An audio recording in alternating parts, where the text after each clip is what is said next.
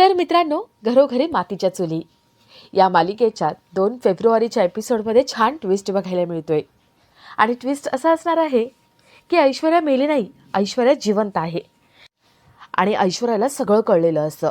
Mask man नेमकं कोण आहे, माया हे सगळं का करते, हे सगळं कळलेलं असतं. आणि जानकी किती चांगली आहे हे सुद्धा तिला कळलेलं असतं. आता ऐश्वर्या जेव्हा वाचेल, जेव्हा या सगळ्यातून बाहेर पडेल, तेव्हा जानकीची साथ कशी देते, मायाला कसं एक्सपोज करते, हे बघणंही तेवढंच इंटरेस्टिंग असेल. तर इथे जानकी शॉकमध्ये बसलेली असते. जानकीला धक्का बसलेला असतो की आपल्या हातून एवढी मोठी गोष्ट घडली आहे. जानकी सगळ्यांना सांगण्याचा प्रयत्न करणार असते, पण माया तिला सारखं अडवते. माया म्हणते, जानकीताई, अहो ऐश्वर्याला चुकून तुम्ही मारलंयत, चुकून तुमच्या हातून मेली आहे. अहो तुम्ही तिचा खून केलाय आणि हे कुणालाही कळता कामा नये, नाहीतर काय होईल माहिती आहे ना, तुमची ओवी अनाथ होईल, तुम्हाला जेलमध्ये जावं लागेल, तुमच्या ओवीला खूप काही काही ऐकून घ्यावं लागेल, तुमची ओवी हे सहन करू शकणार नाही. आणि मग तिने जानकी घाबरते. जानकी म्हणते, नाही मी कोणाला काही सांगणार नाही. तर थोड्या वेळाने सगळे जेवायला बसलेले असतात. ऋषिकेश इलेक्शन लढणार आहे त्याबद्दल सगळे बोलत असतात. अवंतिका म्हणते, ऋषिकेश दादांच्या वाटेमध्ये काटे पेरायला सयाजी आहेतच ना, ते काहीतरी करतील. ऋषिकेश म्हणतो, फक्त सयाजी नाही, ती ऐश्वर्या, ती पण आपल्या वाईटावरच टपलेली आहे. ऐश्वर्याचं नाव ऐकताच जानकीच्या हातातला डाव खाली पडतो. सगळे विचारतात, जानकी अगं काय झालंय, लक्ष कुठे तुझं, काहीतरी बिनसलं एवढं नक्की, तुझ्या चेहऱ्यावरून कळतंय. माया जानकी एकमेकींकडे बघतात. माया इशारा करते आणि जानकीला गप्प राहायला सांगते. तर इथे कावेरी सयाजी ऐश्वर्याच्या टेन्शनमध्ये असतात. ऐश्वर्याचा फोन लागत नाहीये, फोन बंद आहे आणि ऐश्वर्याचा पत्ता नाही, ती कुठे गेली आहे, काय गेली सांगून गेली नाही, म्हणून त्यांना भीती वाटत असते. आणि इथे ऐश्वर्या जिवंत असते. ऐश्वर्या जराशी शुद्धीवर येते. आता ऐश्वर्या मायाची साथ सोडून जानकीची मदत कशी करते हे बघण्यासारखं असेल. तर या सगळ्याची सुरुवात कशी होते ते थोडक्यात पाहू. तर मालिकेत आपल्याला असं बघायला मिळतंय की जानकीच्या हातून चुकून ऐश्वर्याला गोळी लागते. ऐश्वर्या खाली कोसळते. जानकीला ऐश्वर्याची खूप काळजी वाटते. जानकी ऐश्वर्याकडे जाते, तिच्या पोटाला हात लावते आणि ऐश्वर्याचं रक्त जानकीच्या हाताला लागतं. जानकी खूप घाबरलेली असते. माया म्हणते, जानकीताई हे काय केलं तुम्ही, अहो तुम्ही खून केला ऐश्वर्याचा. जानकी म्हणते, नाही नाही मी काही केलेलं नाही आहे. माया म्हणते, जानकीताई तुम्ही जा इथून, पळा. जानकी म्हणते, नाही मी कुठेही जाणार नाही, आपल्याला ऐश्वर्याला वाचवायला हवं, किती रक्त येतंय, मी तिला वाचवते. माया म्हणते, जानकीताई अहो तुम्ही जा आता, पळा, पोलीस कधीही येतील, पोलिसांनी तुम्हाला बघितलं ना तर ते तुमच्यावर संशय घेतील, तुम्हाला जेलमध्ये टाकतील, तुम्ही जा, मी इथे आहे, या डेड बॉडीचं काय करायचं ते मी बघते, तुम्ही जा, स्वतःला वाचवा.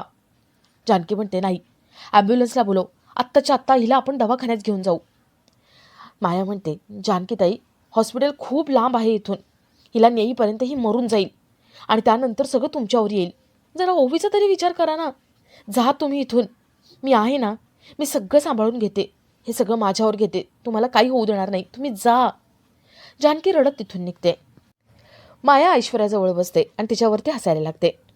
ऐश्वर्या म्हणते, खोटं बोललीस ना तू, मला खोटं बोलून माझ्यावरती गोळी झाडायला लावलीस ना, मला सांगितलंस की खोटी बंदूक आहे, पण माझ्या हातातली खोटी होती आणि जानकीच्या हातातली खरी ना.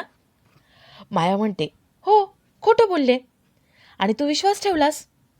अगं माझ्या लेखी तुझी गरज संपली होती आणि त्यासाठी तुला या जगातून रामराम कराव्यासाठी मी हे सगळं केलं. आता जानकीच्या मनात माझ्याविषयी चांगली इमेज तयार करायचीच होती आणि तुला संपवायचं पण होतं. एका दगडात 2 पक्षी, तू मेली आणि जानकी आता जाणार जेलमध्ये, ती जेलची हवा खाणार. ऐश्वर्या बेशुद्ध होते. तर इथे जानकी पदराला आपला हात पुसते आणि धावत निघालेली असते. तेवढं तिथे पोलीस येतात. पोलीस विचारतात, जानकीताई तुम्ही इथे, अहो आम्ही तुमचीच चौकशी करायला घरी येणार होतो, पण तुम्ही इथे काय करताय. जानकी आपले हात पुसते. तिची ततपप होत असते, तिला काहीच बोलता येत नाही. इन्स्पेक्टर विचारतात, अहो जानकीताई एवढ्या रात्री इथे काय करताय तुम्ही, हा एरिया चांगला नाही आहे, चोर लुटेरे असतात इथे. जानकी म्हणते, नाही आले होते मी इथेच. पोलीस विचारतात, तुम्ही एवढे का घाबरलायत. जानकी म्हणते, अंधार आहे ना म्हणून घाबरले. जानकी तिथून पळून जाते. पोलिसांना डाऊट येतो. तर थोड्या वेळाने सगळे घरी टेन्शनमध्ये असतात. माया, जानकी घराबाहेर गेलेत पण आले नाही म्हणून सगळे खूप टेन्शनमध्ये असतात. ते जानकीला फोन लावणार तेवढ्यात तिथे जानकी येते. जानकी खूप टेन्शनमध्ये असते. तिला घाम फुटलेला असतो. ती रडत असते. सगळे विचारतात, काय झाले जानकी? अगं कुठे होतीस तू? आणि रडतेस का? आणि एवढा का घाम फुटलाय तुला? तू आणि माया दोघी एकत्र गेला होतात ना? पर्दाफाश करण्यासाठी गेली होतीस ना तू? मग काय झालं काय? जानकीचे ततपप होते. जानकीला सगळे आतमध्ये घेतात. जानकी तिच्या हातून काय झाले हे सगळं सांगते. जानकी म्हणते, ऋषिकेश, माझ्या हातून पाप घडलंय, गुन्हा घडलाय. सगळे विचारतात, काय झालं काय? जानकी म्हणते, माझ्या हातून खून झालाय. मी मुद्दाम नाही केलं, चुकून झाले. माझ्या हातून ऐश्वर्याला गोळी मारली गेलीये आणि ऐश्वर्याचा खून झालाय, ती मेलीये. सगळ्यांना वाटतं की जानकी खोटं बोलते. तेवढं तिथे इन्स्पेक्टर येतात. इन्स्पेक्टर म्हणतात, जानकी ताई खरं बोलतायत. आम्ही बघितलं ना, आम्ही त्यांच्या समोर आलो ना त्यावेळेस त्या गडबडलेल्या होत्या आणि त्यावेळेस आम्ही खात्री करून घेण्यासाठी गोडाऊनच्या आतमध्ये गेलो तेव्हा आम्हाला सगळं कळलं. आधीपासून संशय होता त्यांच्यावर आणि आता खात्री पटली आहे. त्यामुळे आता यांना अटक करायला आम्ही आलोय. ते जानकीला अटक करतात आणि घेऊन जात असतात. जानकी नाही नाही असं किंचाळत असते. जानकीला कळतं की हे तिचं स्वप्न होतं. सगळे विचारतात, जानकी काय झाले? अगं तोशी का घाबरली आहेस? माया कुठे? तू का रडतेस? आणि नाही नाही का म्हणतेस? जानकीला चक्कर येते आणि ती खाली कोसळते. तर इथे कावेरी ऐश्वर्याची वाट बघत असते. ती ऐश्वर्याला फोन लावते पण ऐश्वर्याचा फोन बंद येत असतो. कावेरीला ऐश्वर्याची खूप काळजी वाटते. सयाजी तिथे येतो. कावेरी सयाजीला सुद्धा सांगते. सयाजी, कावेरी पुन्हा पुन्हा ऐश्वर्याला फोन ट्राय करतात पण तिचा फोन बंद येतो. त्यामुळे त्यांना तिची खूप काळजी वाटते. तर इथे माया ऐश्वर्याला उचलून एका ठिकाणी घेऊन येते. ती ऐश्वर्याला खाली फेकते आणि मनात म्हणते, ऐश्वर्या गुड बाय, तुझा रोल संपला, आता तुझी जागा मी घेतली, बाय बाय. ती ऐश्वर्याला तिथेच फेकून निघून जाते. तर इथे ऋषिकेश जानकीला रूममध्ये घेऊन येतो. जानकी शुद्धीवर येते. ऋषिकेश विचारतो, जानकी काय झाले? कसलं टेन्शन घेतलेस तू? बोल, मला सांग. तू मायासोबत गेली होतीस ना? कुठे गेली होतीस? आणि एकटी का परत आली आहेस? जानकी सगळं सांगणार तेवढं तिथे माया येते. ऋषिकेश मायाला बघतून खूप चिडतो. ऋषिकेश म्हणतो, ए माया, कुठे गेली होतीस तू? आणि खोटं का बोललीस ग?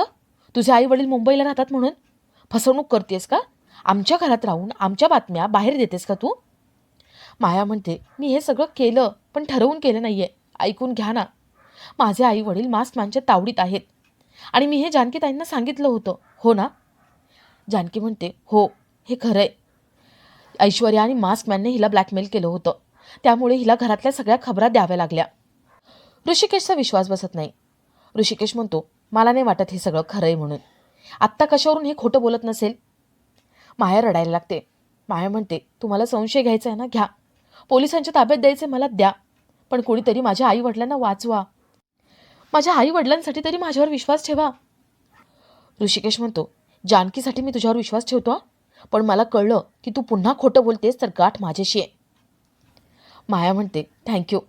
एकदा का माझे आई वडील सापडले ना की मी इथून निघून जाईल.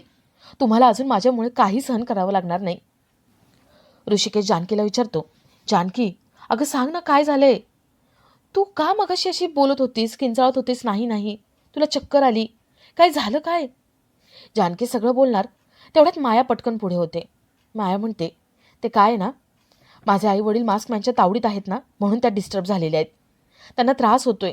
लता काकूंना तसा त्रास दिला तसं माझ्या आई वडिलांना दिला तर म्हणून त्यांनी टेन्शन घेतले. जानकी म्हणते, हो तसंच आहे. ऋषिकेश म्हणतो, जानकी हिच्या आई वडिलांना आपण शोधू, तू नको टेन्शन घेऊस आणि आता विचार करू नकोस. कॉफी आणतो, कॉफी घे आणि आराम कर. ऋषिकेश खाली निघून जातो आणि आपला आजचा हा भाग इथेच संपतो.